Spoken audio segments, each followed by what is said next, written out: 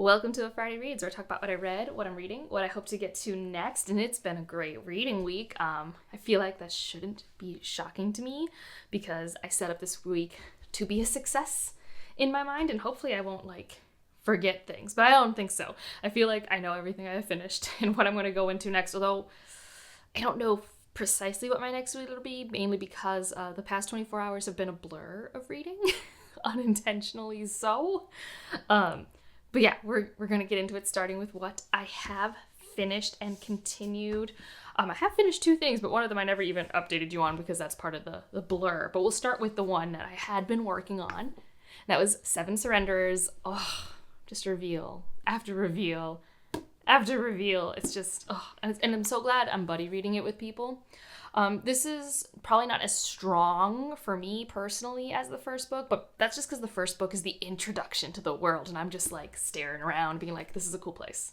What's happening? What are we leading towards? And this is more like, okay, we have shown you a glimpse of the corruption in book one, and let's just dig into it a bit more. And I think it's such a fun, is fun the right word? It's a very compelling thought experiment of looking at humans, what makes us flawed in terms of community settings, our propensity for violence, war, power, hierarchy, and putting that, what we define as a part of our humanity, maybe not, that's kind of partially what this book series is trying to uncover, into a utopia society that truly is so different from our now. But still, you cannot separate from our now. So, in this utopia, there's a hive system and there are no borders. So what happens when there are tensions on a globe with no borders? How does that affect tensions? And that's basically the first two books are setting up a huge changing pivot point in this culture that we are seeing that. And then I think the last two are going to be seeing the fallout. And it's just, I think, a really compelling thought experiment. And I really appreciate when authors do really try to imaginate something that unique. It reminds me of Infomocracy in terms of this world is so distinct. And I really like this idea of the difference between freedom and peace, potentially, and things like that. It's very interesting. And how can you have freedom without a cost? There's a lot of cool questions, a lot of fun reveals, a lot of jaw on the ground moments. It's been incredibly fun to buddy read. I may or may not pick up the third book tonight. I have not committed. I don't know if I'm ready. I just finished this yesterday. And basically everyone who finished this book is basically that. And then later has to come back and be like, okay, I think I have thoughts now because, wow, did that happen? So a part of me is am I ready to move on? But also a part of me is what's going to happen next? What's going to happen next? I don't know. Another book I finished was what I started after that because I needed a palate cleanse and it had been on my list and I didn't have strict work this week. I've been doing stuff and things keep needing to be done around the house. And there's normal things that have to be done, but then always there's a stumbling block. Today the garage door stopped working because one of the springs broke. So I need someone to come out tomorrow and fix that. Which is fine. The springs were 12 years old. But still, literally a little stumbling block in my day. But before that happened, before I knew that was on the horizon, I started and finished Just for the Summer by Abby Jimenez. And she cannot miss for me. She cannot. I guess I haven't tried anything out of this Part of Your World series. And I will say, yes, you could read any of these in any order by definition of their contained romance stories. But you should read them in order because I had a very fun time with the crossovers in this book, a very fun time. So that's on you to decide who you are as a reader. I feel like everyone's talked about the premise of this one. It's one of the popular books of the year, right? I know it's not going to beat out Emily Henry for the Goodreads Choice Awards, but I can hope so hard because I love it so much. I don't even know if I'd like Emily Henry or not. For all I know, maybe I would like her more than Abby Jimenez. I don't know. But Part of Your World, I've been reading that since I moved into this house, saving my mental health left and right. And this one is about two people who, whenever they date people, the next person that those people date are their soulmates. And so they're well, let's do it with each other, just for the summer, and then we'll meet our soulmates. And obviously they have chemistry and feelings for each other, but then there's other familial baggage. And I related a little too hard to Justin, but in like a good cathartic way. Like, there are trigger warnings in this book that are actively things that I sometimes stay away from. I didn't actually read the trigger warnings, but once I was in the book, I'm like, ooh, this is normally one of my dicey spots. And that is like when a parent has to go to prison. I'm really rough with that. But it worked out for me. I think there's probably way more trigger warnings around Emma. Emma's character's she's got a lot going on. And luckily, since I didn't like have that type of baggage coming in, I could more like just cathartically watch it and feel her growth and change and things like that. But I think I was figuring it out because sometimes I read romance because I like, the spicy scenes. But that's not really an Abby Jimenez thing. Like, they're not really on-page graphic scenes. At least I don't remember them. But, like, the chemistry between the people is so good. Both, like, personality-wise, but also, like, the build-up, the tension. Like, I think there was, like, a TV show I watched once when the kid, someone described it as, like, the drum roll before the kiss. Like, that thing, she does it very, very well. So it's just, like, I believe that these two people are connected, and it's such a good time. Like, I legitimately gave myself insomnia last night because I couldn't stop reading it, and I still tried to go to sleep, and then I woke up today and I didn't really have work to do, so I just read it until I finished it. I like never do that. And I was so immersed, I was so captured.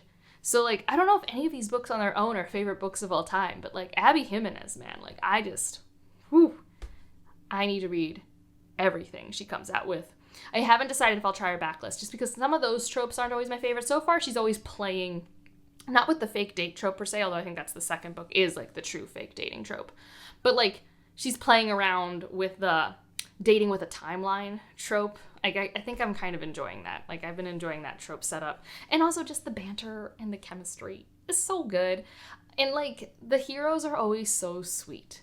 They are always so sweet, and the girls are always so kind of messed up in a way I find really relatable. And that's the thing. I don't know why. I just like watching people having a nice, safe place to recover from trauma.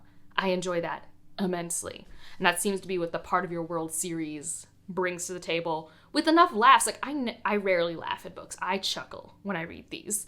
Justin in this one, he's so funny. He's so funny. Like, I guess I don't know who my favorite is. Is it Daniel? Is it Jacob? Is it Justin? I don't know. But they're all great. So that's what I've been doing the last 24 hours, is reading that book. But also the other two things that I've been actively reading. One, Bloodchild by Octavia Butler. I've read the first two stories, and they're great. Per usual.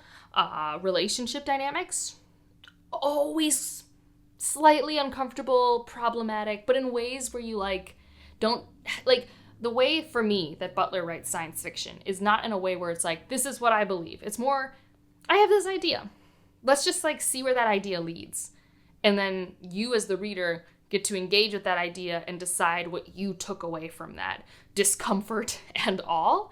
And it's funny because having read everything but Fledgling, it's really interesting comparing some of these short stories to her larger body of work. Like, the first story, I'm like, this reminds me of Xenogenesis so much. And then I read the afterword and she's like, it's right before she wrote Xenogenesis, so it's aliens on her mind.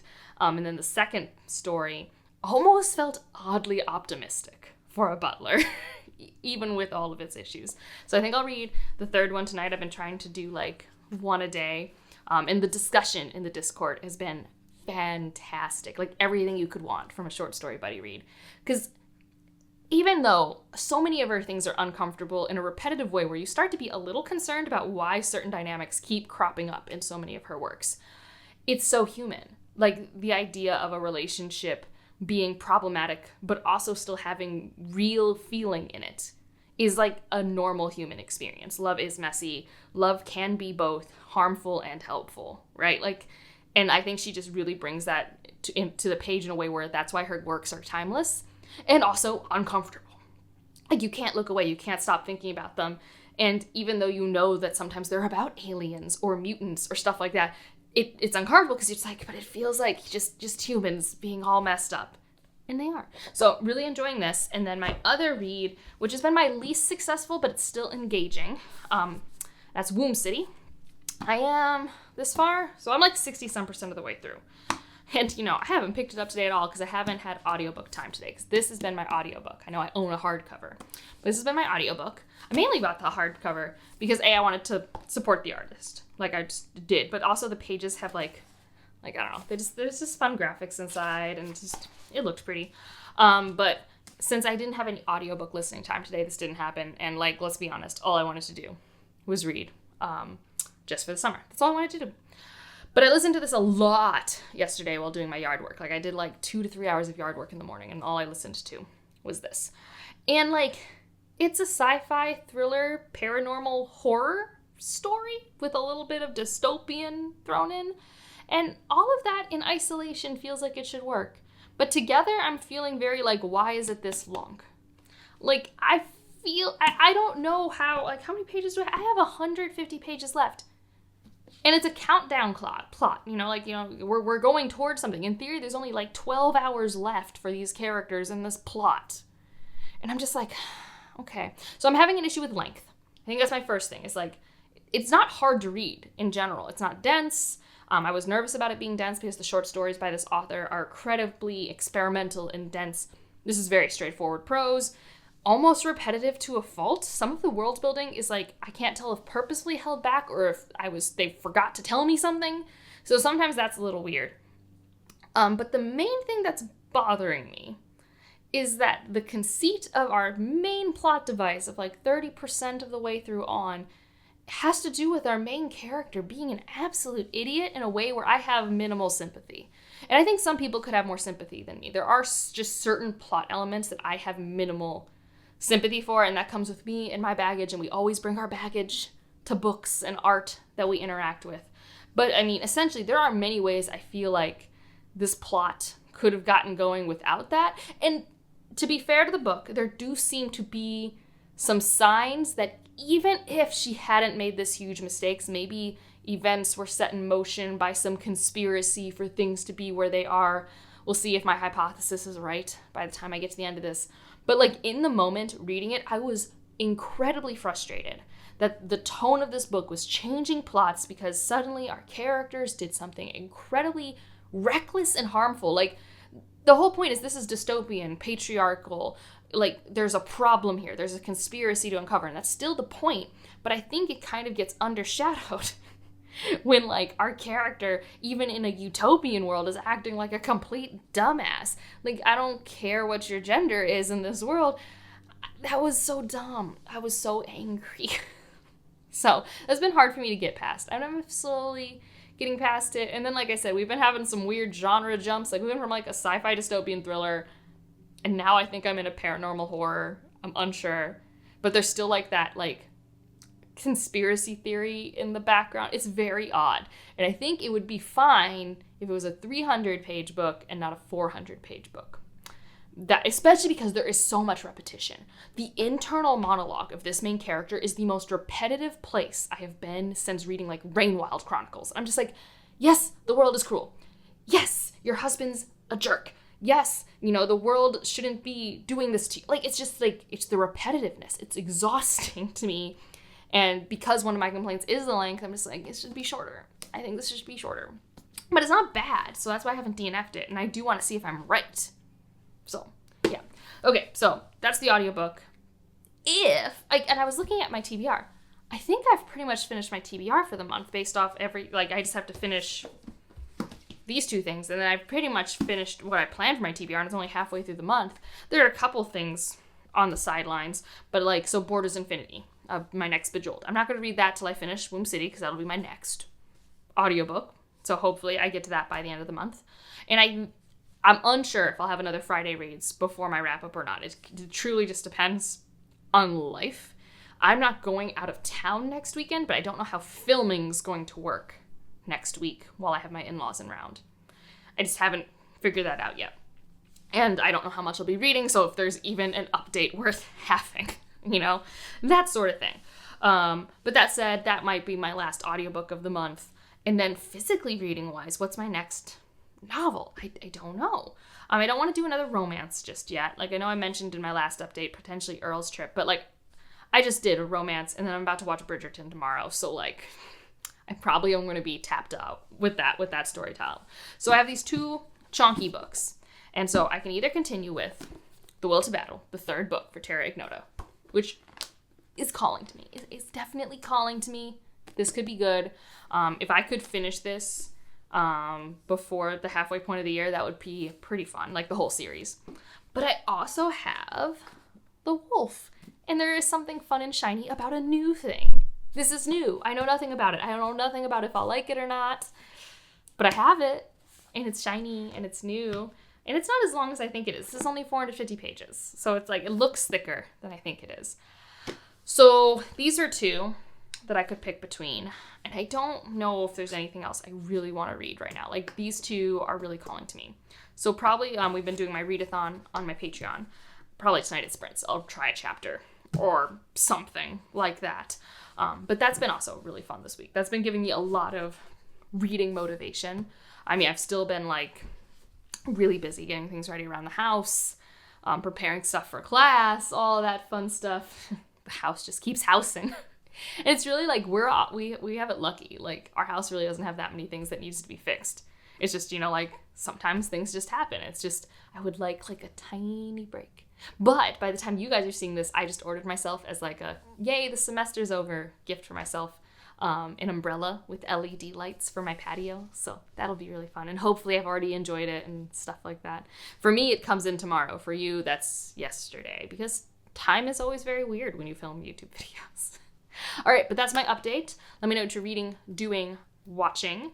And if you just want to leave an emoji to let me know you're here, leave a summer emoji, because A, it feels like summer for me, and B, just for the summer, right? And otherwise, like if you liked it, subscribe if you want to, and I'll see you in the next one. Bye.